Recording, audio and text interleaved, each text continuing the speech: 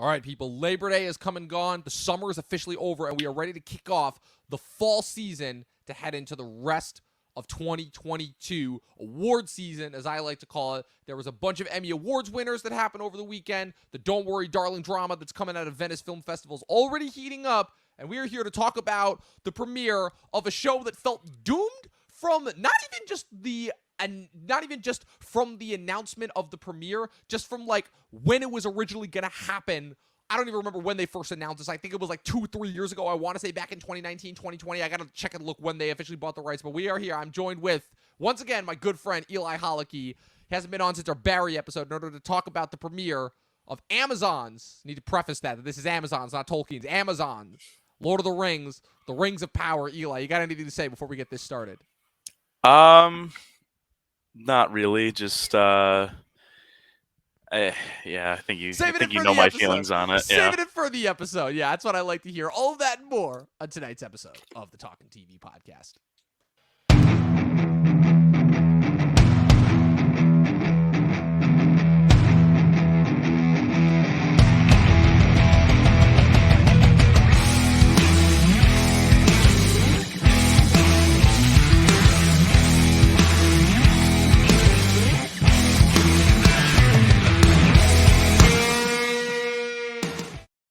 All right, what is up, people? Happy to be back. Like I said, we took last week off. Just a lot of stuff going on the behind the scenes for myself personally, but we are back.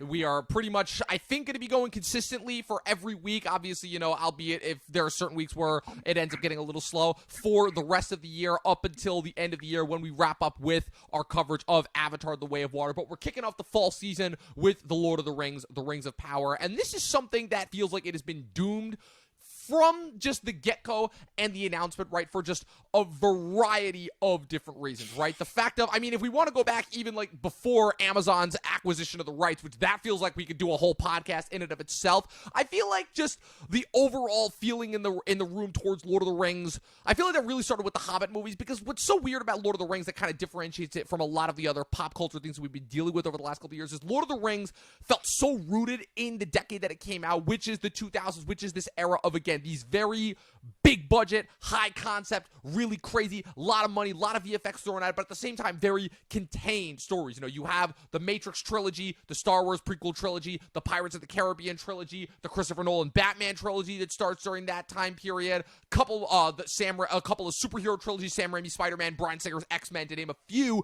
And the whole thing about that is the Lord of the Rings trilogy, when it came out in the early 2000s, felt like it was just the king of all those. It was just, I think we could both agree, Eli, those movies are pretty much masterclasses as far as everything that it is they accomplish. Their adaptation, their visuals, their technical prowess, both in front of and behind the camera. And it all came from, again, just this place of love and passion. The fact that Peter Jackson was so vehemently diehard about making sure that they adapted Tolkien the right way. And the fact that he was, I feel like out of all of those other trilogies that I just named, and for the most part, I think those are some pretty damn good ones, a few exceptions here and there.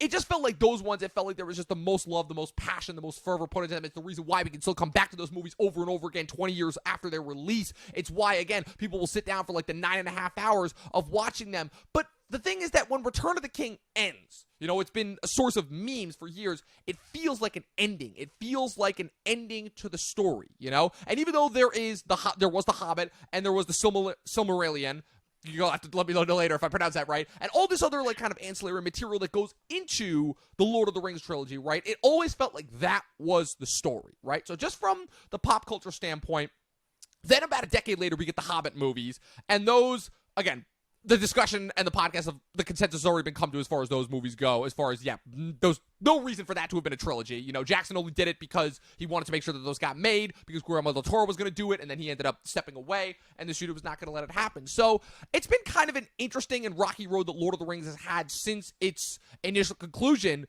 20 years ago. And so now we have this premiere of the show, and Eli, like, you're pretty much fully aware of, like, the whole acquisition around it, right? Like, as far as how that went down and everything. Like, what was it? Oh, like, yeah. That was something like what? Like what was that? Like the most expensive acquisition, like at the time? It was actually earlier than I thought it was. I thought it happened in like 2019, 2020. The acquisition, Amazon actually acquiring the rights to, obviously, the Lord of the Rings property happened in November of 2017. which Oh, wow. for a whopping $250 million. I want to say that was like the most expensive like television acquisition ever. They finally got production going during the pandemic. I think what was it? They spent like $715 million or something ridiculous like that on just this season alone. I believe the number that I've been seeing was around 460 million, around there. On average, budget per episode is about 3/4 of the entirety of Game of Thrones final season. Right, So which is put that in mind perspective. blowing. Which is mind blowing. You just think about how expensive that last season of Game of Thrones was, and that was only 6 episodes. This is 8. I know it's like not that much, but like there was a lot of money that was going into this show, you know, and I think that's kind of where we can kind of start this conversation as far as that goes, because again, obviously, the Lord of the Rings movies were known for being these large, expensive, big-budget movies. And obviously, again, just because of the pandemic and the nature of streaming and everything that we've already talked about on many, many different episodes, the focus of kind of where these studios are wanted to shift and focus their efforts on, again, a lot of studios that were kind of all in on streaming during the pandemic and now turning away from it because Wall Street is, of course, cowering about the long-term effects of it. You know, the whole Warner Brother Discovery thing is an absolute mess right now. They're just, like, completely slashing their roster going forward. But Amazon is just still trucking. They still got that money. And they were very, very adamant about getting the rights to this property, you know? And kind of where I feel like it comes down to is there was a big difference between Jackson, who wanted to make those movies because he knew it was the opportunity of a lifetime. He was kind of a low budget. He was kind of known for his low budget horror films that he did in Great Britain before he had a couple of mid-budget level of mainstream American successes before he got literally the opportunity of a lifetime. So much so that he kind of cashed the entire rest of his career out of it. He only made a few more movies before he did The Hobbit in between the Lord of the Rings movies and the Hobbit movies. And immediately I feel like off the bat, regardless of what our thoughts on the episode are, I feel like we can both kind of sense that, like, yeah, Amazon only did this for money. We're in the age of just what IP is gonna be the biggest and the most marketable, and they're like, okay, what's still a big one? Lord of the Rings. Okay, it's been almost a decade now since the last Hobbit movie premiered. That was 2014. You know, we're only a couple months away from 2023. It's literally been 10 years since the first Hobbit movie premiered. So like, okay, that's ripe for the picking. So they make this deal. So Eli, I've been talking a lot about this. So before we actually get into the actual episode itself, just walk me through your thought process when you heard that Amazon was buying the rights to Tolkien, all the way up until when you saw that first trailer and everything. Just talk about your thought process on that first and foremost. I believe I first heard about it around mid-2019, to be honest. I think when the production of the show began, or at least the writing did, or something around that. And immediately I kind of read an article that Bad Robot was going to be attached to it, and I just started getting really worried. Obviously attached to the new Star Wars trilogy. Obviously they have a lot of ideas they like to push into their projects, and I was a little worried right from the start. And over the course of like the next year or two, it kind of kept snowballing, and I kept seeing more and more about the problems, or some of the people that were going to be attached to the cast. And I just because I'm very passionate about Lord of the Rings. It's my favorite movie trilogy ever. It was the first like major fantasy book I ever read. I read The Hobbit. I read The Silmarillion. I consider myself to be at least like an above average fan. I can't exactly like quote some parts of the books like I see some people on YouTube doing on like a daily basis, but I do know a good chunk of the history, and it's kind of sad just from a real like fan perspective to see what's been happening. Yeah, so it's kind of like we've talked about. I feel like kind of the overall consensus coming out of the late 2010s when kind of all this started, coming into the early 2020s, we kind of the death of fandom, as we'll call it, where kind of all of these studios have all these IPs, all of our favorite stuff, and they're again just kind of twisting and manipulating these things in order to try and fill out these quotas that ultimately end up resembling something much less than what it is that we fell in love with in the first place. And then after a while, they try to make us feel guilty about not liking the subpar material that they're putting out. I'm not talking exclusively about Lord of the Rings of Power. I'm just talking just kind of in general, the pop culture IP that, kind of sphere that we're in right now. My kind of general thoughts on it are, in a strange way, it was really weird, because my whole thing was, I remember being in high school, because I was a sophomore in high school when that first Hobbit movie dropped, because that was December of 2012, and I remember being really excited for it. And this was, I believe, at the time when the Hobbit was originally only going to be 2 movies. This was before they revealed that it was going to be 3. And I was like, okay, so at the very least, that means we're going to get Smaug in this movie, because I'd read the Hobbit book at that point. I'm like, oh man, it's just like one-off fantasy. If Jackson can do even half of what he did with the Lord of the Rings movies, this is going to be insane. You know, he's got even more technicals and more toys to play around with. And then I saw where they cut the movie off. Like, I was doing some reading on it. I saw where they cut the movie off, and I'm like, wait, what? That's where they're cutting it off? Like, what? Yeah. I'm like, that's barely even a third of, that's not even a full third of the book. What the hell? You know, where the Eagles, after they escape from the goblin mines and Bilbo gets the ring from Gollum, and then the Eagles, so that's where it ends? Like, I'm like, they have almost like the rest of the book. The Hobbit's not that big of a book, and that's when they announced that they were doing it as 3 movies. That's when I'm like, okay, like, I don't care. So that's kind of like when that was kind of early on when I started to realize, I'm like, oh, they're never going to get this right. I'm like, Lord of the Rings was it. It was one and done. They already kind of screwed this up. So I've kind of not really been in on the whole Lord of the Rings train for a while now. Now, what I will say is that so I guess kind of that's where I come into it, because going into, because going into kind of everything that kind of comes out now that is related to a big budget IP. You know, again, I just feel like we've been so let down by almost everything that's come out in the last couple of years. Now to the point where even Marvel, which for the most part was so consistent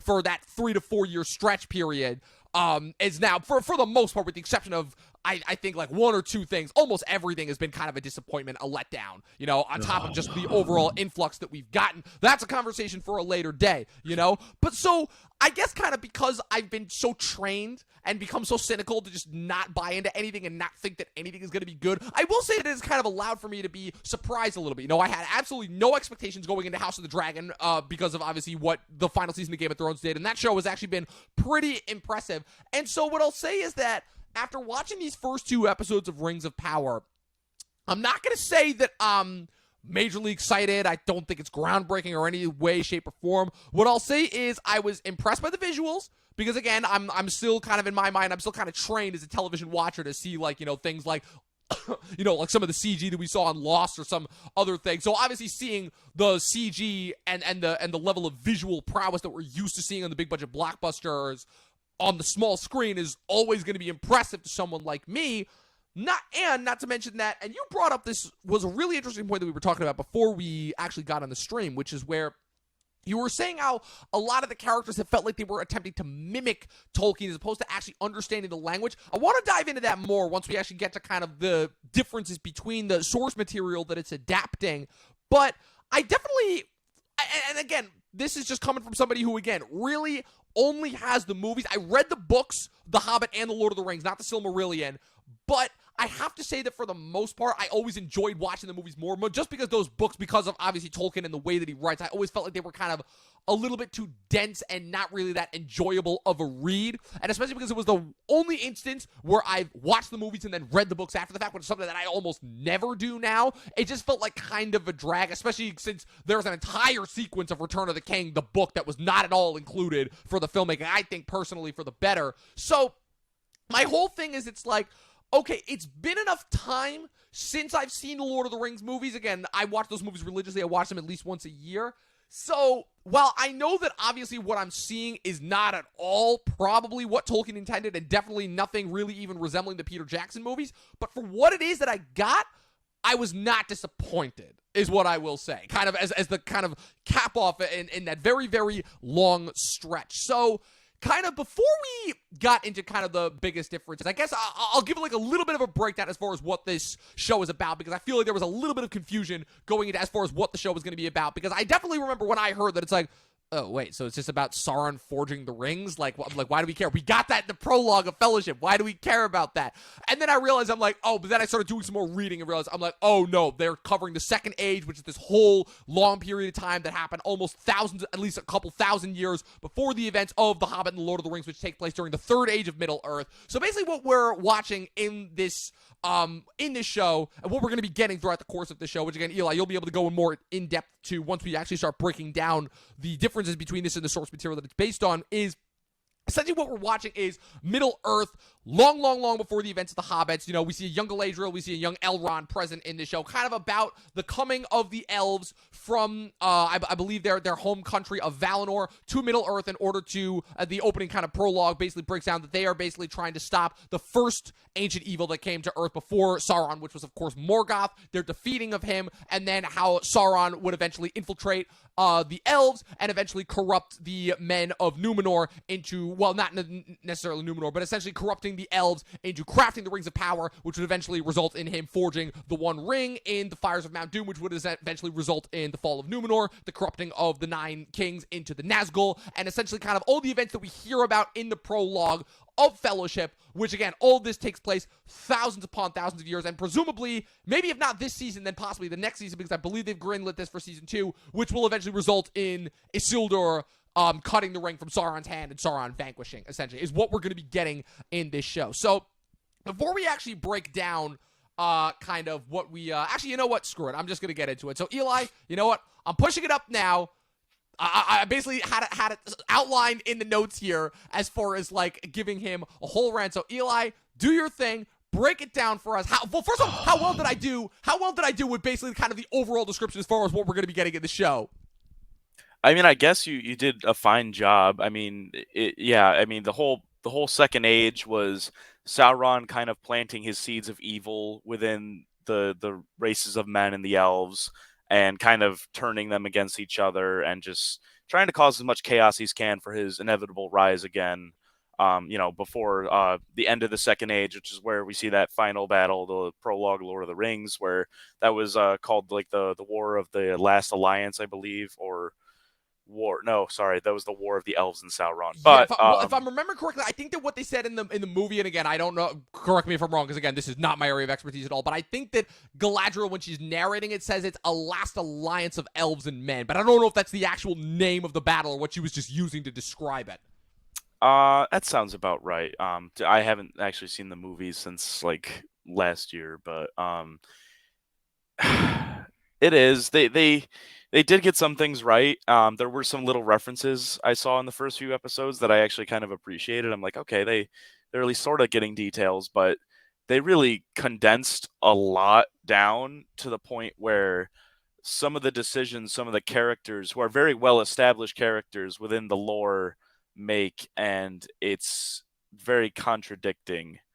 Oh my gosh, I don't even know where to begin, to be honest. Yeah, so essentially what, like I said, what we get in the opening scene of the first episode is Galadriel kind of essentially carrying out this revenge mission because her brother dies in the fight against Morgoth. They extinguish Morgoth, but Sauron is still alive and out there, so she's essentially leading this revenge quest to go and essentially take out Sauron for good. But obviously, again, this is before the forging of the One Ring. This is before the forging of any ring. So again, but the whole thing is the thing that's established, she's been hunting for Sauron for so long that nobody even knows if he's still a thing. You know, her other soldiers are starting to not believe in her as well. And I feel like this is where a lot of the kind of, let's call it, favorite buzzwords that a lot of the internet likes to throw around, woke, clickbaity, all that stuff really starts to factor in. Because, Eli, as you were telling me, like, Galadriel apparently never had a brother. A lot of that stuff was just fabricated for the show itself. There is a lot that was fabricated. I knew later on Isildur is going to have a sister, and she never existed. It's just a series of decisions that I don't really agree with. And Galadriel is one of the most powerful elves to have ever existed, one of the most beloved characters to have ever existed in the Tolkien legendarium. And I mean, she's so powerful with magic. She doesn't really need to be swinging a sword everywhere. And it's just, that's one thing. And especially that opening sequence of her leading her company there to the supposed fortress that was left behind by Sauron, and how the one person falls and she's just like, no, let's keep moving. That's almost like kind of alienating her from the audience. It's just like, all right, how do you expect me to root for this person when she's not even going to care about her own people? And I don't know. Well, it also doesn't help that pretty much every other male elf figure that we see her interact with, her second in command, the young Elrond, ironically enough, portrayed by an actor who was also portrayed another younger figure. Yeah, Robert Aramayo, a.k.a. young Ned Stark from season 6 and 7 of Game of Thrones, and Gil-galad, who I actually thought was really interesting, portrayed by Benjamin Walker, a.k.a. the lead of Abraham Lincoln Vampire Hunter. Which I just thought that connection right there is hilarious right there. It also doesn't help that literally every single male elf that she interacts with is telling her, oh, you've been on this revenge quest for so long, Sauron has not been seen, the war is over, like that. The whole thing that's established is like the elves have been in Middle Earth for so long that they're like, yeah, we're ready to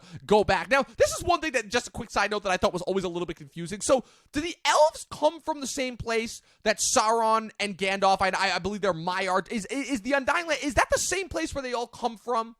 Yes, Or no? Valinor is the Undying Lands, yes. Okay, so, but I guess kind of the source of confusion comes from, so obviously, at the end of the first episode, for everybody who's watched it, when we get the Harfoots, you have this comet that crash lands, and there's a guy there connected to the comet, which is full of, gray light, amazing light. You don't know who he is, but the assumption is that he's Gandalf, and the assumption, right, that we pointed out is that he's Gandalf. And so that always made me confused. So it's like, wait, why do the elves sail from Valinor to Middle Earth, but the wizards crash land on a comet? Like that didn't really make that much sense to me. I mean, again, it's fantasy, so again, there's always going to be some kind of looseness there. But that was a little bit confusing to me. And also, I just always thought that it was, so obviously I know that Sauron predates the elves and the whole thing of him being, eventually coming into Morgoth's service. That all happens in the First Age, which is another 1,000 years before all of this. But like, I always felt like there was kind of some dissonance there as well, where it's just like, where basically from what I've understood is that it's a lot of changes to the original source material that are changes that don't really necessarily need to be there. So I guess kind of, Eli, what I'd like you to do for us now is kind of break down essentially the events that we witnessed in these first two episodes, but how they happen as recounted in the Silmarillion, essentially. Because I've never read the Silmarillion. I'm not exactly sure. And I know that's a lot to condense, essentially, but... Oh gosh, I mean, there were a lot of changes that really happened. I mean, first off, the elves never kind of just all migrated from Valinor to fight Morgoth. There were already a lot of elves in Middle Earth. They kind of sort of portrayed it, at least to me, as this like undiscovered land that maybe was inhabited by dwarves. It's like, no, they were always there. It was actually men that were the last people to come to Middle Earth, that way after the elves, and there were many wars against Morgoth and his forces during that First Age, and they kind of summed it up into one like centuries long war, and I felt like that kind of invalidated a lot of the conflicts, and there was just so much that happened. I mean, it just was very, very interesting. Galadriel, like her arc kind of in that first episode, whether she should stay behind and fight or things like that, her decision between going to the Undying Lands or not. She never had the option to begin with to go to the Undying Lands. I won't kind of go on a tangent, but it had to do with this kind of like a schism between the elves a long time ago, between one of the great kings. He killed some of his family members in order to take the throne, and depending on which side elves sided with in that conflict, that's kind of depends on who was permitted to go to the Undying Lands. And when Gil-galad was giving that speech to Galadriel and some of the other warriors there, that you were all permitted to now go, elves in general are always permitted to go to the Undying Lands. It's more of like their choice. At least the ones that sided on, the side of Feanor and that civil war there. And I feel like they don't portray the elves as like as grandiose and like mystical as like even as they do in like Peter Jackson's Lord of the Rings trilogy. Elves are like immortal. They're like entwined with nature, and there's amazing warriors with like access to these like amazing sources of magic, and it feels like in this show they're kind of just like pointy-eared humans that just live for a long time. You know what's funny about that? I actually kind of had a thought about that as well, because you're right. I definitely got the sense when watching these first two episodes of it's like, okay, immediately I'm like, these are not the same elves that I saw in the movies, obviously. Now, granted, again, it's thousands of years before we see them and all that, but I definitely got the sense of where. So obviously, I'm aware that like, okay, so I know obviously again, there's going to be some trickery involved here, where Sauron infiltrates the elves disguised as somebody else. He makes contact with this great elf forger named Celebrimbor, who we meet obviously in this episode, who he contracts Elrond out because he needs help in order to create a great forge for a great undertaking, that has never been done before. And again, I'm assuming that that's eventually going to come back around and reveal, and once we get involved with Sauron and Numenor. But I almost get the sense like they're trying to portray the elves, all of them here, like the Jedi Masters in the Star Wars prequels, where again they're kind of so Yeah. lofty and on their high hill that they can't see the evil, or what's it called? You know, the snake in the garden, if you will. You know, the evil that's come to infiltrate them. But my problem with that is, okay, that was already kind of a dumb enough story mechanism 20 years ago when Lucas did it. You know, people have been making excuse after excuse after excuse as far as how Palpatine was able to disguise himself and fool all the Jedi Masters despite the fact that he was right under their noses the entire time. It's a really, really, really loose thread there, and I don't know if them repeating that in Lord of the Rings is going to work, especially because I have a feeling that it's going to be a situation where once Sauron is revealed, because we haven't actually seen, outside of the flashbacks, we haven't actually seen Sauron yet. In the present day and age, there's been, like, you know, little hints here and there, you know, like I said, like the orcs that are coming back, the various glowing symbols all over Middle Earth. You know, we're seeing different regions of Middle Earth that we never saw in the movies, both between The Hobbit and the Lord of the Rings movies. You know, we see Eregion, which is this realm of the elves, the place where the Harfoots are staying. I can't remember the name of that. We actually get to see the kingdom of Khazad-dûm in its full glory, you know, that we saw in Fellowship of the Ring. We're going to obviously see the island of Numenor, which famously was destroyed, obviously, during the war with Sauron. But kind of what's really weird to me is I'm like, okay, why are they going out of their way to portray the elves as these lofty kind of, you know, like essentially like pretentious, like kind of out with the old, in with the new sort of way, you know? Like, why? Because essentially what that's doing is that's going to make us root for Sauron, essentially, as far as the power that's coming in to take them over, you know? And I I guess already am, honestly, after these first few episodes. well, just the confusing thing to me comes from, it's like, okay, if we're supposed to be rooting for Galadriel and Elrond as far as being the scrappy underdogs who are like not exactly going to go along with the what's it called with the status quo, but here's where the problem of that comes from, you know. And like I said, let me know if we're on the same page here.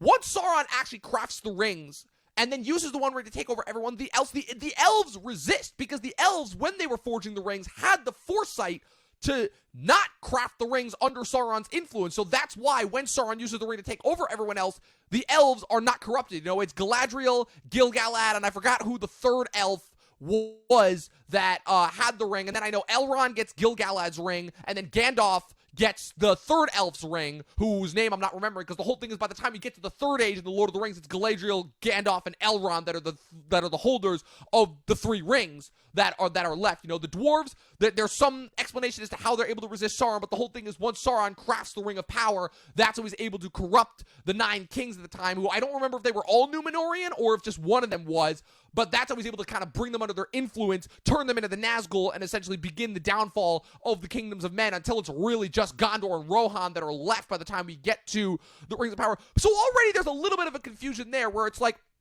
and that's something that I've kind of always been confused on, is I'm like, okay, so if Celebrimbor was the one who Sauron was able to corrupt into making the rings, but Celebrimbor had the foresight to keep the elf rings separate from the rest. Like, I don't know, like walk me through that whole thing right there, because there's some little thing that I'm missing here and there. Well, to my knowledge, he didn't really alter the rings that much. It was more that the elves just had the power to sense that something was wrong when they put the rings on, and they felt Sauron's presence, and that was why they kind of resisted it. Is they just were just done with the rings there. The ring the whole theme with the ring kind of appeals to, it kind of brings out the worst in people. Like greed, obviously, is one of the biggest themes with the original trilogy, and you know, it's just like this shiny little gold object, and we see it in The Hobbit too. And it, I agree with you.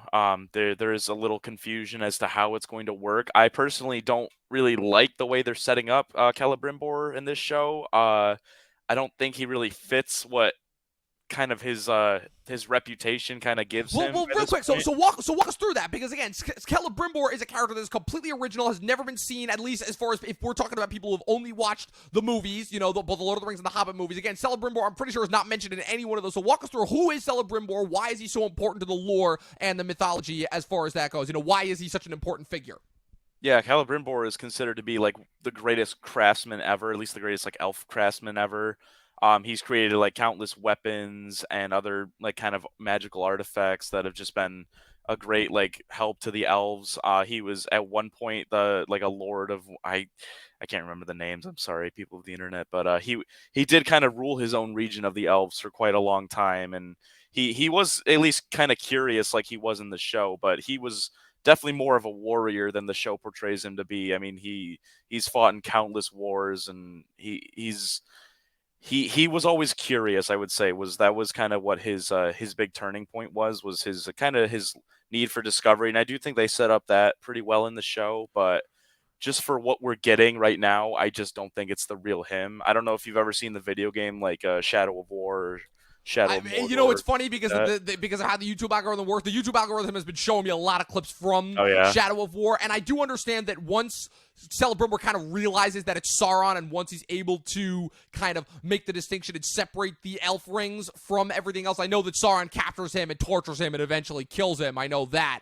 but what's it called? But yeah, so the point being is that, like I said, Celebrimbor is a pretty crucial figure because he's essentially, along with Sauron, aside from Sauron, he's the one who crafts all the rings of power. You know, yes. the ones that are kind of narrated in the beginning of Fellowship of the Ring. You know, 3 rings that were made for the elves, 7 for the dwarves, 9 for mortal men that were doomed to die, but they were all tricked, they were all deceived. For in the fires of Mount Doom, the Dark Lord Sauron crafted the one ring to rule them all. You know, essentially. So, I guess kind of my overall thought process is that there's and again, it's why it's so difficult, I feel like, to talk about just these episodes as entities in and of themselves, because it feels like just primarily set up, like we haven't actually gotten the meat and potatoes of the story yet. So I can't really comment as far as what we're going to get. We can only obviously guess as far as where we're going to get. Again, aside from the Galadriel stuff, where the whole thing is that Galadriel is about to go into Valinor, but then turns back and jumps into the water and is now swimming back towards Middle-earth. You have Elrond, who's been paired up with Celebrimbor by Gil-galad in order to try and forge an alliance with the dwarves of Khazad-dûm in order to begin forging, well, again, what we can assume to be forging of the rings. Then we have the 2 storylines that seem to be directly setting up for Sauron. The one with, the one elf who is falling in love with a human. I can't remember the elf's name. I know he's played by Ismael Cruz Cordova. And the whole thing there is that the woman has a son who's got a Morgul blade that the orcs are now searching for. And then you also have the Harfoots, which you can get into as well, and their interaction with this figure that falls from the sky, who again we can presume to be Gandalf, which is what you've told me is already. And that was already something that I figured out, because I'm like, wait, I thought the wizards didn't arrive in Middle-earth until the Third Age. I'm like, to my knowledge, there were no wizards during the whole forging of the rings during the Second Age. So, first off, just a couple questions that I have. The blade with the kid, like, and when they fight with the orcs. First of all, how did it take them that long to kill the orc, when I'm pretty sure the whole thing with orcs is that the orcs are like the only kind of large force that's more disposable than stormtroopers, where they get killed so easily that, like, the fact that it took them that long to kill that orc is kind of hilarious. But also, like, what is the deal with that blade? What is that supposed to be setting up? Like, was there anything about that in the Silmarillion, or no? That's like completely original for the show. No, that plot line is completely original. We don't know who the kid is. We don't know who the mother is. They've never ever been mentioned in the archives or whatever Amazon has the rights to. I'm not really sure where it's going to be taken. I mean, we know where it has to end. It's just it does feel a little unnecessary, and I can understand the perspective as someone who probably doesn't understand a lot of the lore or the history of the world, how it's just like it doesn't really feel like there's a plot yet, you know? Right. Yeah. And yeah, I mean, I've felt really bored during a lot of those scenes. Yeah, those are the sequences definitely where it felt like there wasn't as much happening. The stuff with the Harfoots and the stuff with the mom and her son, as far as just like, okay, that's just kind of there as hinted setup. Like the stuff with everything with Elrond and the dwarves and Gil-galad and Celebrimbor, I was pretty engaged by. And even though the Galadriel stuff, it was like, that was whatever. It was cool, you know, she's on the ocean. They have to deal with this giant sea beast. That was at least compelling, you know, for what it was, you know. And that all seems to be like directly leading up to something and building off of stuff. Again, those are characters that we're familiar with versus the characters in the other 2 storylines. Again, we don't really know who any of those characters are. They're not even, aside from the guy who might be Gandalf, they're presumably not they're not characters that have any basis in Tolkien's works. They're completely original characters that have been made for the show. So now, the Harfoots, man. This is really where I feel like a lot of the criticism came for, because famously, and this has been a large kind of, not discrepancy, but always kind of a little bit of a weird thing, was famously that there were no minorities or people of color in Lord of the Rings originally, because obviously when Tolkien wrote and published the source material, it was published during between the 1920s and 30s, immediately after World War I in England. So of all places, and Tolkien was a linguist first and foremost, so it was his probably overall interaction and knowledge of minorities just within the world at that point. Keep in mind what period of time we're talking about was relatively small to begin with. And so naturally that has kind of always been a little bit of a discrepancy as we've kind of moved into the internet and modern age, as far as people saying, okay, why are there no minorities or black people in in the Lord of the Rings movies, and the answer simply comes from the fact that it's that just wasn't even a thing that Tolkien was even just not even consciously aware of when he was writing that. Now, whether that's a fault of his, that's a podcast for a different day, but it definitely feels like with the Harfoots and then also with the dwarf, that just feels like a massive overcorrection, like Amazon trying to fulfill their diversity quotas that we know. And again, this is not, and just so you know, the internet knows, this is nothing that is kind of kept a secret or anything. We know that these massive corporations literally have diversity quotas where they're like, okay, we are contractually obligated to have to have hired a certain number of people that fulfill this minority, this minority, this minority. That is a thing. You can all go and look it up. That is completely valid. So, Eli, the inclusion of that whole kind of stance, I mean, people have been, it's one of those things that, again, it's so difficult to talk about in the modern age because, again, I feel like if you even try to talk about it, you can immediately get labeled as a racist and a bigot, but again, it's like, I'm not going to say that really it was anything that I noticed. It's like, okay, so for my money at least, it's like, okay, so obviously we know that the Harfoots are eventually going to become the Hobbits. I don't really know kind of where that lines up. But it's okay, like hobbits now. Cool, that's a thing that they're doing here. Like it didn't really stand out to me as far as it's like, okay, I don't really, I guess kind of the point that I'm trying to make here is I don't really understand why people are making such a big deal about it, but I don't know. That's just me. You take it from here. Well, what's so interesting about it is that there's just no need, I feel like, because a fan wrote a letter to Tolkien in like the 70s or 80s, I believe, asking about like kind of, different races of people within, the world of Middle Earth. And he responded to the fan like saying like that there were more diverse people like towards the eastern and southern lands, like the regions that like, Sauron conquered, and even like the southern continent that we like never see anything of except for like the unfinished tales. And it really is a diverse world, and there are so many opportunities that they could have used to introduce people of color and things like that. They could have taken this show as like a liberty to explore some of the most, those unexplored or regions of the world that we never see, but instead they're kind of just race swapping characters or races or groups of people that we have kind of already seen as predominantly white and fair skinned. And obviously it was written in a different era. Tolkien based his work on, or at least Middle Earth itself, on medieval Europe. And so you were always going to never really have people of color, or at least at the forefront of the story. And I guess it was just me just seeing a group of like nomadic people kind of being like so like racially diverse doesn't really make sense, because especially like the Harfoots in general just seem to be like wanting to keep outsiders out. So it almost makes you wonder how they were so, how that kind of started to begin with. Exactly. Kind of, it's like, okay, so like kind of the interspecies versus intraspecies kind of like, again, like who knew that we were going to be having like a diversity conversation for Lord of the Rings of all people? But I guess kind of the reason why those points are important to bring up is because it's not like Tolkien was uneducated on this stuff, I guess. I got a little bit of a contradiction in my previous point, but like the whole thing is that like Tolkien was a linguist. He was I believe he was also a little bit of an anthropologist. Like he was a vast studier of cultures, how they worked, how they functioned and all of that, the line of history. He was vastly into that. The whole thing is that like kind of when he was conceiving of the idea of the Lord of the Rings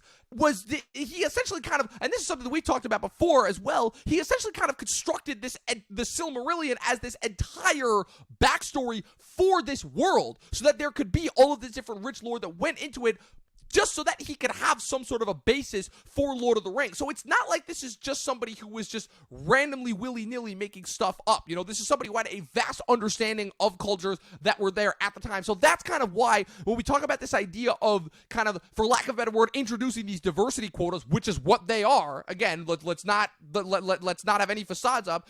Introducing these diversity quotas into the work, that's what people are talking about when they don't understand the need for it, because this is based off of work that, while again is very much based in the time in which it was released, it's work from somebody who very much so knew what they were talking about as far as, and the other thing as well, and this is actually a point from my brother-in-law that he brought up that I thought was actually ingenious, which is that Tolkien specifically was not a fan of allegory, right? So, which is why whenever people try to make kind of comparisons and say, Lord of the Rings was based off his experiences in World War I, it's like, no, not really. Tolkien wasn't really a fan of that. So the whole thing is that, like, any parallels to our world or world events, they're really more of just an influence than direct references. Like the War of the Ring is not supposed to be World War I. There have been many people who have made comments and comparisons to that beforehand, but ultimately at the end of the day, it's not. You can make those allusions and comparisons if you want, but at the end of the day, it's really, that's not what it's about. So kind of what all of this comes to say is that it really is more so a matter of, I guess, take it for what you will. If it works for you, great. If not, okay. But I guess kind of, again, I'm not a fan of this idea of, again, just everybody immediately saying, if somebody has a problem with how this was adapted, you're immediately a racist because you don't like black hobbits. Like, I'm not a fan of that. We've been seeing that same formula with Star Wars. Obviously, all the criticism around Reva in the Obi-Wan show, and how even before the show came out, they were already putting out articles about, the racist attacks. Almost like the studios are trying to put out this stuff in order to, like, kind of preempt this stuff because they know that it just does well for marketing at this point. Oh yeah, and it's just their way to deflect criticism and things like that. And it's almost like, and you see it now with, like, Amazon and Disney, how they've been hiding all the reviews on, like, Rotten Tomatoes and these other websites, and it's almost like we're kind of progressing backwards in that sense. Yeah. I think, again, it's more of the censorship thing that we've been talking about. And I think I saw another thing today of where Amazon was, like, deleting the IMDb rankings or something and, like, not showing any of the reviews. And it's like, the episodes have only been out for, like, 3 days. Like, they only dropped, it's Monday that we're talking about this. These only came out on Friday. Like, it isn't even like it's been a week, But again, it just shows that, like, again, how many people just love this property, and how, again, there's a reason why this property was always going to be difficult to adapt regardless. Again, you talked about the guys who were responsible for for developing it. Their names are J.D. Payne and Patrick McKay. And correct me if I'm wrong, but you said that the only thing that they'd worked on is Bad Robot, specifically with some of the most recent J.J. Abrams Star Trek movies with Alex Kurtzman and Roberta Orci, if I'm remembering correctly when you said that, right? You can check. That's all they have to their name. And it's right. Just the quality of those movies. I mean, it just baffles me how they got the job to run the most expensive TV show ever made. It baffles me, but it's the world we're living in now. And I think it all kind of stems from Jeff Bezos, how he said a few years back how he just wanted to make the next Game of Thrones. I feel like that's why Amazon also picked up Wheel of Time, right, which kind of turned into a project that just on a rewatch didn't really seem to have as much passion in it as I originally thought. And as someone who's also read the Wheel of Time books, pretty disappointing as well. And it just makes you, it's sad. It's sad. Yeah. It's taking these works that were ultimately, works of passion and turning them into just more corporatized IP products, which is kind of essentially, like I said, it's kind of goes back to the point that we brought up at the beginning, as far as, like, kind of the idea of fandom and what it originally was, and how it's kind of been bastardized and kind of taken by these corporations and kind of turned and used as a weapon against the fans of all people. And now they're trying to make out the fans to be the bad guys here. And yeah, sure, obviously, Twitter has been no help for that kind of when the Star Wars movie came out. But again, for the most part, fans are fans of this stuff because they have passion for it, Corporations, they're the ones that just want to kind of make money off of it. So just keep that in mind when you're thinking about kind of who has the right intentions. Now, I did want to pivot into something else kind of more interesting, and I'm glad that you brought up the kind of the Wheel of Time comparisons, because it seems to me, and I think kind of this is where ultimately I think this will matter more in the long run is how, obviously, again, we've been talking about for the longest time kind of what's going to eventually overtake Marvel, where I think in the last year and a half now, it's safe to say that Marvel does not at all have the stones that they have. We're getting I can't think of the word right now, but we're getting a vast, too many superhero properties, for lack of a better word. I think the box office numbers show ultimately that people are starting to become sick of it. And even though a lot of the money is still there, kind of the overall criticism just seems to, and the favor just seems to have gone down. But I will say that between 2021 up until now, the amount of fantasy products that we have been getting between theaters and streaming, whether you want to talk about Wheel of Time, Dune, House of the Dragon, The Sandman, which just recently came out. I know that's more so based off of a graphic novel, but that's also got a lot of fantasy. So I don't know, man. It seems like fantasy is starting to make a little bit of a comeback, where I feel like they were always trying to, where again, I feel like the problem was that Lord of the Rings, the movies originally set the bar so high that it almost felt like everything that tried to do it after the fact kind of suffered as a result of it, which is why we ultimately ended up getting more science fiction projects as a result that eventually kind of transitioned itself into superhero fare, But now, I don't know, what are your thoughts on kind of the whole, vast amounts of fantasy projects that we've been getting in the last year and a half up to now? I'm actually really glad you asked me that, because just as a huge fantasy fan, I've read all these other series that haven't been adapted yet, and I get the push, because with comic books, there's only so many characters that you can eventually cover. Right. We've covered Superman, we've covered Batman, we've covered Justice Not League, to mention we've just covered the Avengers. inherent nature, and again, this is a problem that I've been talking about a lot as well, which is the inherent nature of comic books, how they're inherently designed to never end, but that does not at all gel well with movies and TV, which part of the reason why we love those is because they do eventually have endings. So they're already starting to come into that problem where, okay, the Marvel Cinematic Universe technically already ended, but now they're still trying to keep it going and say, oh, but that was just a setup for more. But people are already starting to latch onto the fact of their best days are behind them. And I feel like we're finally starting to see kind of the flaws of the comic book industry, just having all these different writers and people working on all these different stories that eventually have to just combine for one huge, complete overall story. And it's that just there's so many inconsistencies and plot holes, and why didn't this character do this, or where was this character doing what? And we're absolutely starting to see it with Marvel, and I think we're definitely more on the downward slope of things, at least until the Kang Dynasty comes out, and inevitably people are going to be flocking couple more back things again, that I'm looking forward to up until that point. Yeah, but for sure, up until it's going to be a little bit of a rocky road, I think, for the next couple of years of Marvel, as far as seeing which projects kind of people like more so. But I do just want to touch on the fantasy thing real quick again, is because there absolutely has been a push again. Just even fantasy book sales have been going up tremendously the last few years, even after The Hobbit. I mean, there's so many series that are coming out. There's there's all these competitions for self-published fantasy books every year.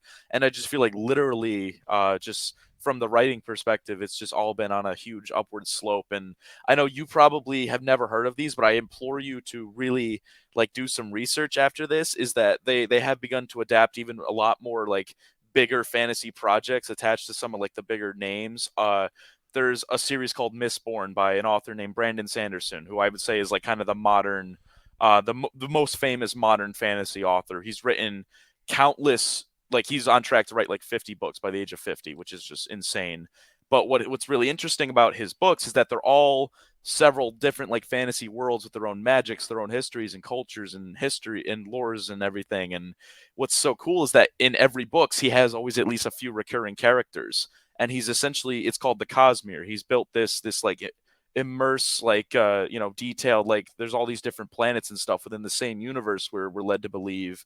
And they're finally going to start adapting that to film or something. Production is going to be starting in the next year, according to the author himself, in an interview as of a few weeks ago. So I'm actually really interested to see where that goes. And I think that if that gets as big as it does with the right people behind it, I really think that could be the next juggernaut to challenge Marvel for the cinematic dominance there. And I guess that's kind of what's so interesting, because again, it feels what was kind of one of the good things about the success of Marvel is kind of people's ability to handle higher concept stuff, because I feel that was always kind of a lot of the challenge that was set by a lot of the great trilogies that we got in the 2000s that eventually led into kind of the Marvel takeover of the 2010s, is kind of people gradually beginning to accept, because again, that was a lot of the reasons why a lot of these movies, they attempted at them, but they either failed or were just kind of ended up becoming cult classics after the fact, even though they were not box office successes, is the idea that I feel like people, specifically in Hollywood, have always been trying to make these projects, but they've never really had the mainstream success. Like I said, Star Wars started that a little bit. A lot of the 80s kind of lesser known, cult hits, your Never-Ending Stories, your Dark Crystals, your Labyrinths, all of those were kind of necessary in setting the foundations. And then the 90s with the independent boom kind of went away from that a little bit, and they were more so about just like making blockbusters as family friendly as possible, and there wasn't as much high concept stuff.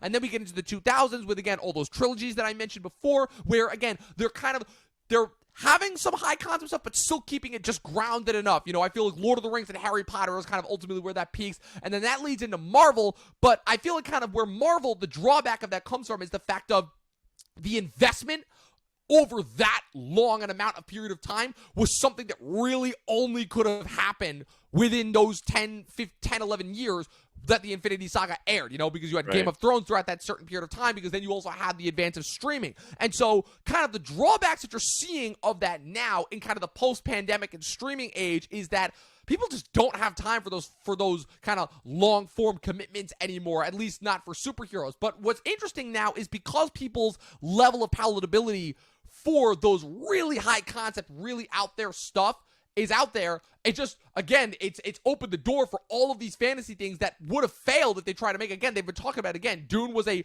financial, behind the scenes, and overall flop back in the 80s. They've been trying to make Wheel of Time for literally 20 years at this point, and they're now finally being able to make them. So as far as I'm concerned, like I said, if there's one good thing that we can take away from this conversation, it's that the wheels are off for fantasy. And I'm honestly kind of really excited to see what we get in the next couple of years, because I will say that like kind of all the traditional projects that we were originally would have looked forward to like 3-4 years ago, like I said, just all those kind of relatable IPs that we know about, like again, your Star Wars, your Marvels, your DCs, although we kind of know all the tricks and trades, and we kind of know what to expect from that, so it's kind of hard. The formula to get really is just excited. so overused at this point. You kind of just know what you're gonna get before you even walk into it. It's like, Black Adam's gonna come out in the next year. It's just he's more of an anti-hero, but at the end of the day, we all know he's gonna end up saving the day. There's gonna be some that's other another thing people. of where it's like, again, it's The Rock. We know exactly. Forget DC. We know exactly what to expect from a Rock action movie. And like, but even I'll even say this, even with James Cameron and bringing back the Avatar movies. I know a lot of people, again, just making endless jokes about how that movie's never going to come out. But honestly, I'll say that if James Cameron can actually, again, the whole thing that I have always said is, and that everybody's been saying throughout Cameron's entire career, is never, ever bet against him. Everything was against him on Titanic, and that was the highest grossing movie of all time. Then he spent, again, this is the thing that everybody forgets, there were 12 years between Titanic and Avatar. And then Avatar tops it, Now, as far as if we're talking just strictly box office, I don't know. But, like, I will say that, like, I have learned to never underestimate James Cameron when it comes to him as a craftsman and a technician. So I'm really looking forward to seeing what he will be able to do as far as crafting the Avatar movies. But I couldn't agree more. I'm really, really excited to see what we get as far as kind of high concept fantasy goes, because again, Dune, I feel like people's individual thoughts on that kind of aside, and the approach and the structure to it, I still thought Dune for the most part was an absolute marvel. I loved everything that Denis brought to the table with that, really kind of being able to explore some of the trippier, like kind of less palatable elements that even as recently as 10 years ago, I feel like they never would have been able to do. I feel like even if they had tried to release Dune in like 2014, 2015, it wouldn't have worked. As opposed to it coming out last year when it did, So, yeah, so with that being said, kind of like I said, that's kind of a little bit of our fantasy side spiel. But in order to kind of wrap up our Lord of the Rings discussion, I guess so. Where do you think this is going to go ultimately, as far as not just necessarily with this season? So obviously, I don't think they've renewed this for season 2 yet. But where do you think this is going to go, kind of? So, obviously, again, the end goal is Sauron crafting the Rings of Power. But, like, where do you think this goes? Because, obviously, again, the assumption is that we're going to see not necessarily the fall of Numenor, but we're going to see, like, a major battle sequence happen in Numenor at some point before the end of the show. But so, like, at what point, like, do you think that this show even lasts, like, past 3 seasons? Because for me, at least, I don't see them, with the amount of stuff that they're just putting in these 2 episodes alone, I personally don't see this show lasting more than, like, 2-3 seasons at most, Especially just given how much money they've put into them alone. Yeah, I don't know. I just know from what we're going to see this season, I know Sauron will eventually be revealed by the end. I know we're going to see Numenor. It seems like that's what they're setting up for the 3rd episode, with picking up Galadriel and that guy from the ship wreckage and things like that. And I do know eventually, according to the leaks and everything, that Galadriel and the Queen Regent of Numenor are going to lead like a, or at least like a half female army or something into like a big battle against a bunch of orcs or evil. And what's so interesting, or just not even interesting, what's just so crazy about that is that there were three actual queens in Numenor's history. There were 28 kings and queens. Three of them were queens, and the one they pick to be the actual queen isn't even one of those three queens, which I just think is just like Right. you're missing all the It's marks. one thing in order to try and enforce, like I said, like I said, the quota, because like I said, it is a quota. These things have to be in every single TV show now. Again, it is a mandatory thing that this has to be, but it's kind of even more baffling to me when they can't even get that right, where it's like, okay, you actually have this history and all these great, again, female characters to pick, and you're not even going to go with one that's actually a thing. You're just going to make one up? Like, And it's what? crazy, and it's crazy. Like Galadriel is like literally in Yeah. like one of the greatest female characters in the whole legendarium. She's so powerful, she's so strong, Yeah. and just like, but Put it then this she way. has to wear the man's armor and swing the Put it sword, this way, Galadriel and it was just doesn't make sense. Galadriel was such an awesome character that like she literally kind of did nothing except look at visions and just do a whole lot of narration in the Lord of the Rings, and she's still one of my favorite characters from all three of those Exactly. movies. Like me and my Exactly. brothers have been making jokes about that for years, where we talk about they're like, yeah, what does Galadriel actually do in the just for the movies, right? Because we'd only watch the movies. We're like, Right. yeah, what exactly does Galadriel do in those movies aside from just show Frodo the vision and then just do a whole bunch of narration, and That's that what's one like. Yeah. that's what's so cool about like doing this show, because it is also the era where there's like the least written, if that makes sense, what was left behind by Tolkien and things like so.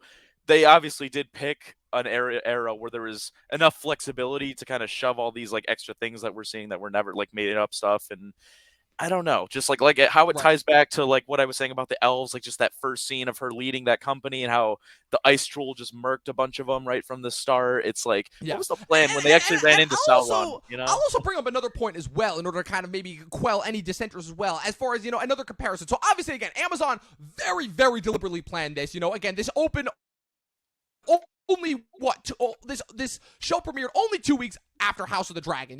They're both kind of concerning very similar themes, which is again at least one of the prescient themes, at least with Galadriel's arc, again, the idea of a woman in a predominantly male world. Again, but I'll tell you the difference as far as how they handle it. I think the reason why I think House of the Dragon handles it much better because House of the Dragon immediately sets up that Rhaenyra Targaryen's arc is going to be constantly having to overcome, regardless of again how she is perceived, constantly having to overcome the idea of ruling the Iron Throne as being a woman in predominantly a man's world, where even though her father Viserys announces her as his heir after the unfortunate death of her mother and her newborn brother, the idea that she is always going to have some sort of contention from obviously her from her uncle Daemon, from the King's Hand, Otto Hightower. That is all very, very established, so it is a part of her arc and it feels naturalized. Here there's nothing really that kind of establishes Galadriel as kind of the role of this woman in this man's world, other than, okay, she's just on a hellish revenge quest for her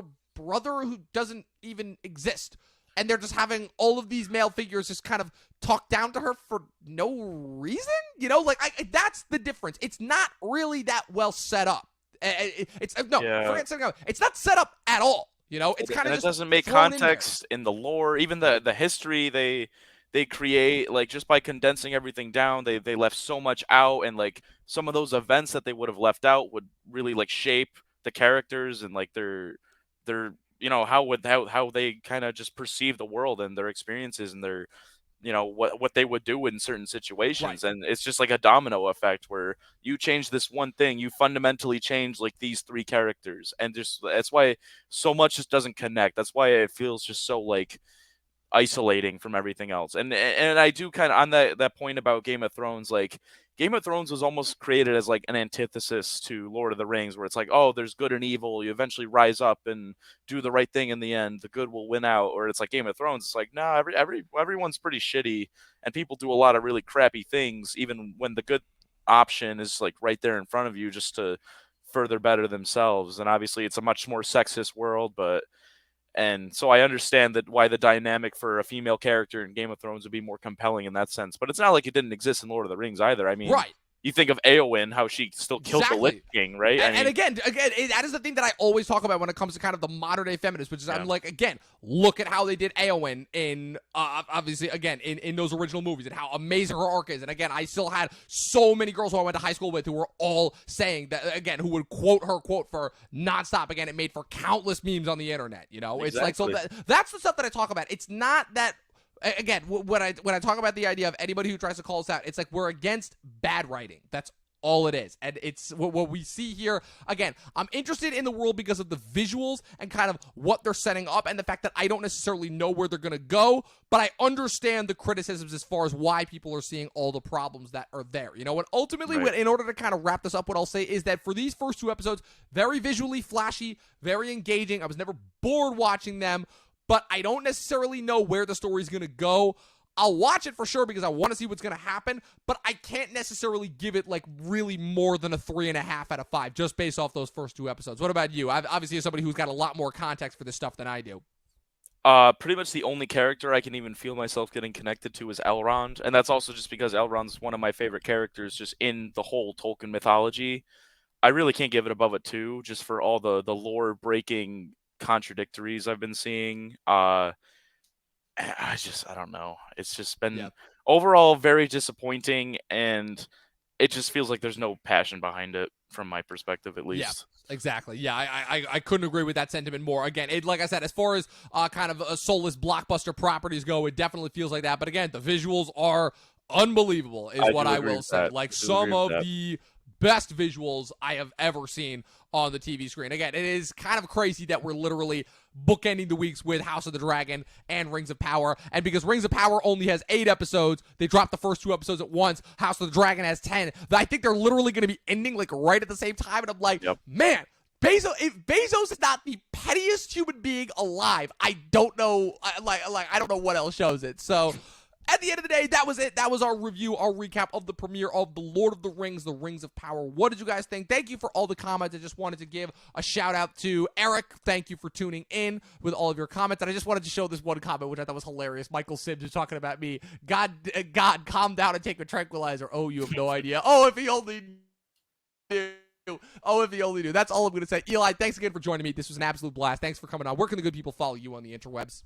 Well, if you want to follow me, I have an Instagram, and that's about it. If you do want to give me a follow, send me a DM sometime. I'm more than happy to talk to you. My handle is E_Holicky, just like it says on the screen here. 45. That is E_Holicky 45.